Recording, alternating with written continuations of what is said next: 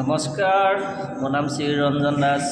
মোৰ ঘৰ আসাম হয়, ডিষ্ট্ৰিক্ট মাজুলী, গাঁও হ'ল আমগুৰি গাঁও। হায়দৰাবাদ নানাগুৰামগুৰাত ডিউটি কৰি আছোঁ, নাইট ডিউটি। ডিউটিত কি কৰিম আৰু এনেই যি টি লিখি থাকোঁ টাইম পাছ হ'বৰ কাৰণে।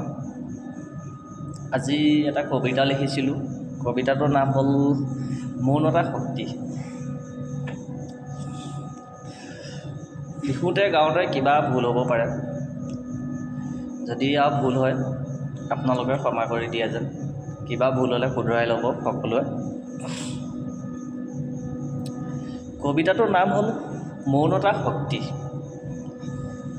নিঃশব্দ বুলি ভুল নুবুজিবা কাকো, মাত আছে কিন্তু উচ্চাৰণ নাই।